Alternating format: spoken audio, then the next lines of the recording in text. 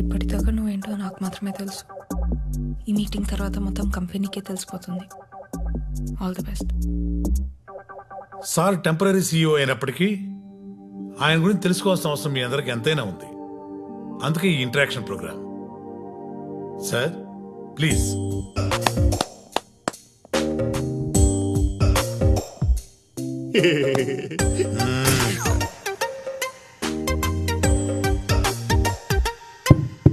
Check check. ఇప్పుడు పాట పాడతారా ఏంటి? సార్ ఇది హస్త నక్షత్రం కదా, నీకెలా తెలుసు? నాది అదే సార్, అందుకే సేమ్ ఆలోచిస్తున్నాం. సార్ మీ తొడ మీద తాటి ముంజంత పుట్టుముచ్చింది కదా. ఇప్పుడు ప్యాంట్ ఇప్పమంటావా ఏంటి? లేదు సార్. అటు చూడు. ఒక్కసారి అందరూ లేచి నిలబడండి.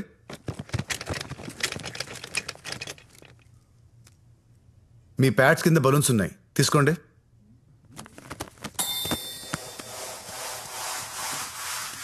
ఇప్పుడు ఊదండి. వచ్చు కదా, ఊదండి.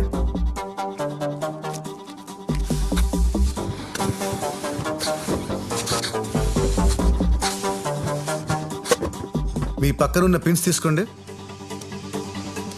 మీకు 30 సెకండ్స్ టైం ఇస్తున్నా. టైం అయిపోయేసరికి ఎవరి చేతుల్లో బలూన్ ఉంటే వాళ్ళే విన్నర్. విన్నర్కి 2 months శాలరీ బోనస్గా ఇస్తాను. సార్ ఒక బలూన్. అగో. Your time starts now.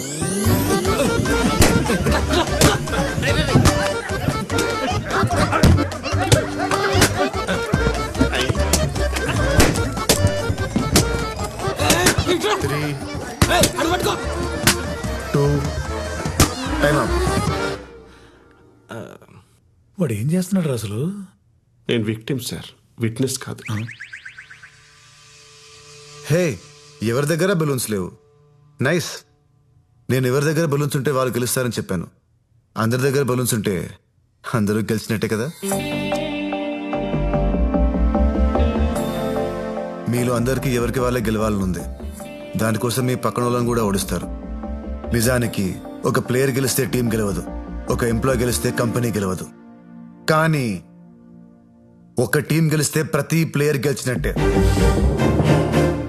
ఒక కంపెనీ గెలిస్తే ప్రతి ఎంప్లాయీ గెలిచినట్టే. ఒంటరిగా మనం రాయి, కలిస్తే కొండ. నాట్ దేవరకొండ, పర్వతం. ఒంటరిగా మనం మొక్క, కలిస్తే పంట. ఒంటరిగా మనం ఉద్యోగి, కలిస్తే కంపెనీ. చెప్పండి, మీరా కంపెనీయా? చెప్పండి, మీరా కంపెనీయా? వాడు స్పీచ్ ఇస్తున్నాడా, చేతబడి చేస్తున్నాడా? చివరిగా ఒక్క మాట.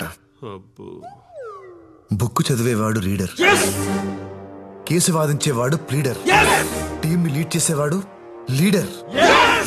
ఫైల్స్ పట్టుకునేది ఫోల్డర్, కప్స్ పట్టుకునేది హోల్డర్. ఇవన్నీ వాట్సాప్ ఫార్వర్డ్స్. నేను అందుకే వాట్సాప్ వాడినా. ఎవడికి లాభం అది పద్యుడు. You are all true leaders.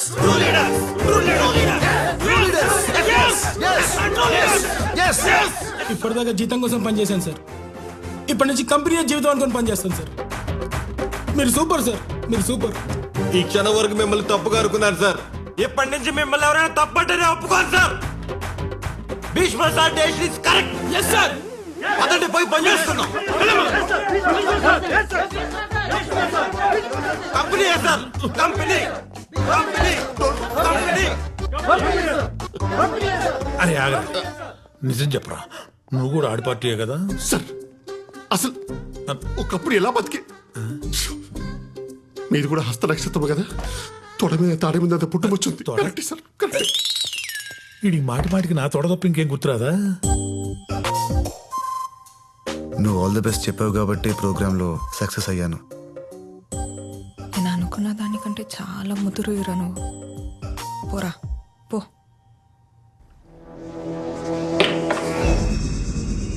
నువ్వు నాకేం చెప్పావు? మేం కూడా మాలో ఎవరినైనా సీఈఓ చేస్తాడనుకున్నాం, కానీ సడన్ గా వాడెక్కడి నుంచి వచ్చాడో అర్థం కావట్లేదు సార్. అనుభవం లేనివాడు రాజుగా ఉన్నప్పుడే రాజ్యం మీద దండయాత్ర చేయాలని. అంటే ఫస్ట్ బ్యాచ్ క్రాప్ వేయడానికి నాకు అర్జెంటుగా ఒక ఆర్గానిక్ విలేజ్ కావాలి.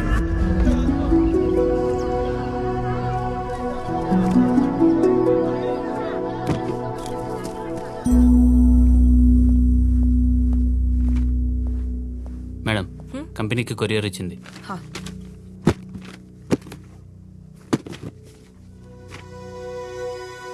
సింగనపాలెం అగ్రిమెంట్స్ వెనకొచ్చాయేంటి? లాస్ట్ వీక్ రావాల్సిన పంట కూడా ఇంకా రాలేదని ప్రొక్యూర్మెంట్ టీం ఇందాకే చెప్పారు మేడం. ఎందుకు? అక్కడ ఎగ్జిక్యూటివ్ కి కాల్ చేసినా కూడా రెస్పాండ్ అవ్వలేదు మ్యామ్.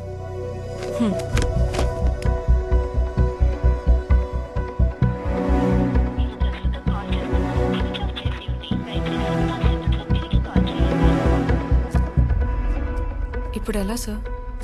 సార్ ఒక్క ఊరు గురించి ఆలోచించి అంత వరి ఇవ్వాల్సిన అవసరం లేదు సార్. ఆ ఊరు లేనంత మాత్రాన బలరాం, ఒక ఊరు కాదు, ఒక ఎకరం కూడా విలువైనదే. రామరాజుకి ఫోన్ చేశారా? స్విచ్ ఆఫ్ వస్తుంది సార్. ఏదో తప్పు జరిగి ఉండాలి. వెళ్ళి కలవండి. Yes sir. Okay sir. భీష్మను కూడా తీసుకెళ్ళండి.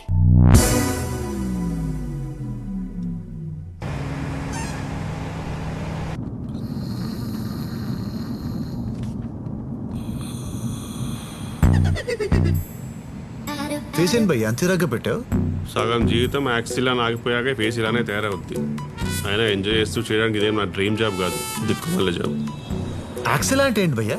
వద్దులే చెప్పయ్యా. సంకరా నా సంక కదిపితే ఖర్చేస్తున్నావు. నేను అట్టాను. అవు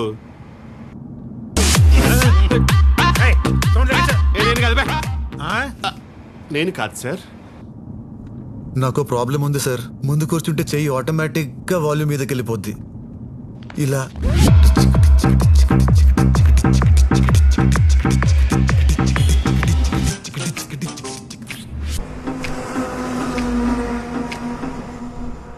గమనించావా ఆడిని ఎంత ఇంటెలిజెంట్ గా వెనక్కి పంపించేశాను? ఏంటి చూస్తున్నావు? ఇక్కడ వాటర్ స్ప్రే ఉండాలి సార్. యాక్చువల్లీ ఇదేనా? ఏం చేస్తున్నావు? పూల చొక్కా వేసుకుంటారు కదా, పూలు ఎండిపోకుండా ఉంటాయని. ఎటకారమా? మరి కిడ్ సార్, ఇన్ని ఇన్సిడెంట్స్ జరిగినా ఇంకా మీరే ఇంటెలిజెంట్ అనుకునేలా వారు అనుకున్న పని మీతో చేయించాడు. వాడేమనుకున్నాడు? వెనక్కి చూడండి ఒకసారి.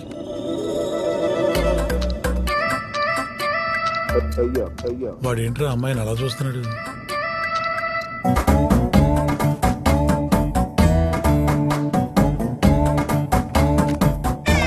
ఏంటి? విలేజ్ ప్రాబ్లమ్స్ గురించి డిస్కస్ చేద్దామని. నువ్వు డిస్కస్ చేయకు, నన్ను డిస్టర్బ్ చేయకు, ఓకేనా? ఆ పిల్ల జమ్మురా.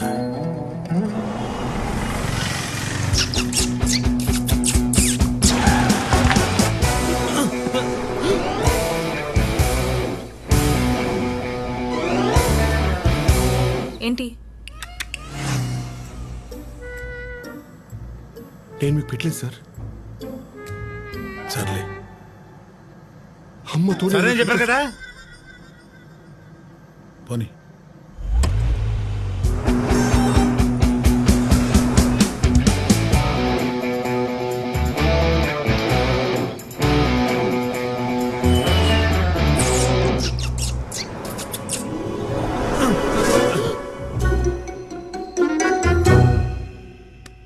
ఏంటి మీ ప్రాబ్లం? అమ్మాయి జమ్మురా. అందుకే సపరిస్తున్నాడు జెమ్స్. ఇంకా టన్నల్స్ ఏం లేవుగా? ఇంకొకటి ఉంది సార్.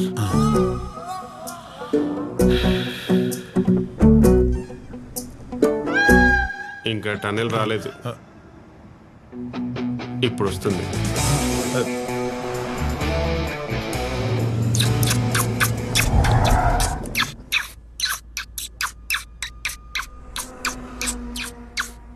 వేలు అరిగిపోతే ఆపని చెప్పండి సార్.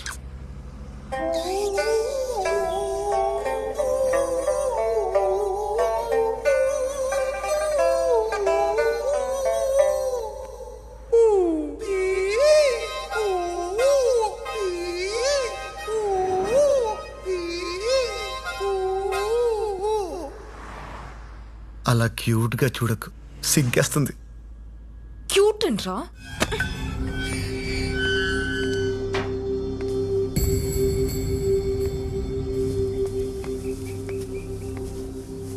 అయ్యా, రాజుగారిని ఒక్కసారి.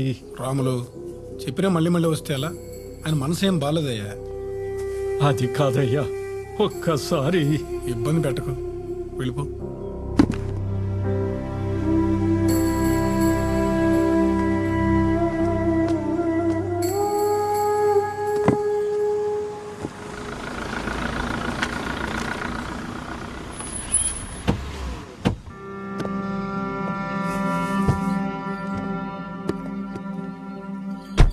చైత్రమ్మా, మీరేంటి ఇలా వచ్చారు?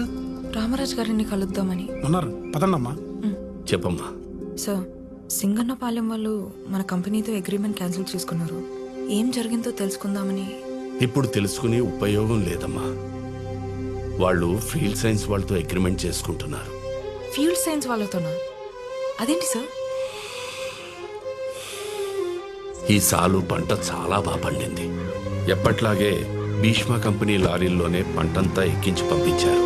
పండిన పంట డబ్బు చేతికొస్తుంది అని అందరూ ఎదురు చూస్తూ ఉండగా వారం రోజుల తర్వాత పంపించిన పంట పంపించినట్టే తిరిగి వచ్చేసింది. ఏంటయ్యా ఇది అని అడిగితే పంటలో రసాయనాలు కలిపారు అన్నారు. అయ్యో, అలాంటిదేమీ లేదు, మేమెప్పట్లాగే పంట పండించామని చెప్తూనే ఉన్నారు.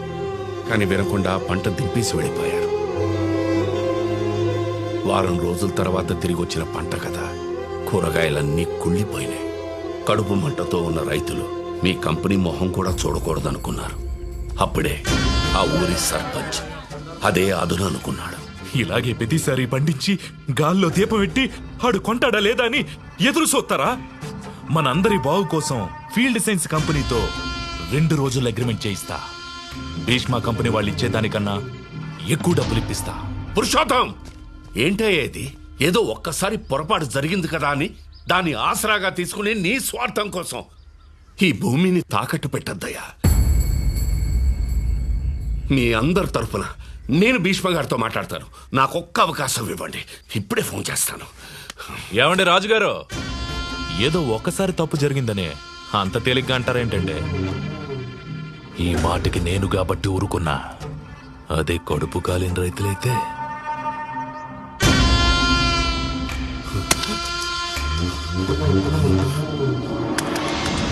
పొలాల కోసం రైతుల్ని మభ్యపెట్టి ఆ ఊరి సర్పంచ్ ఫీల్డ్ సైన్స్ వాళ్ళు కలిసి ఆడుతున్న నాటకం అమ్మా ఇది.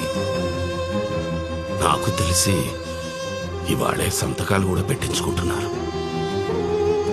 భీష్మ గారికి తెలిస్తే ఈ వయసులో ఈ గొడవల మధ్య ఎక్కడొచ్చేస్తారో అని ఫోన్ కూడా చేయలేదు. పదండి సార్, అక్కడికి వెళ్దాం. కాసేపు బయట ఉంటావా ప్లీజ్? చైత్ర, నేను చెప్పేది విను ప్లీజ్. ప్లీజ్.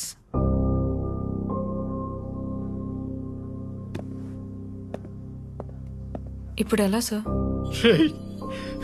సంతకాలు పెట్టకండి రా, దయచేసి నా మాట వినండి రా.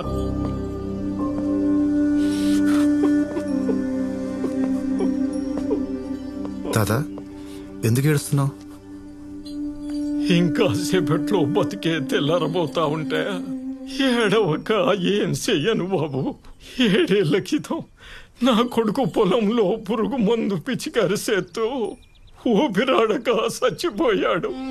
నా కొడుకులా ఏ కొడుకు సావకూడదని, భూమి తల్లి ఈసంగా మారకూడదని మా ఊళ్ళో మొట్టమొదటిసారి సేంద్రియ వ్యవసాయం మొదలు పెట్టారు బాబు. మెల్లంగా ఊళ్ళో వాళ్లను మార్చి పురుగు మందన్నదే లేకుండా ఊళ్ళో నుంచి తరిమి కొట్టారు. ఇన్నేళ్లకు తిరిగి ఆ మహమ్మారి ఊళ్ళో అడుగు పెట్టబోతోంది. మీ ఊరెక్కడ తాత?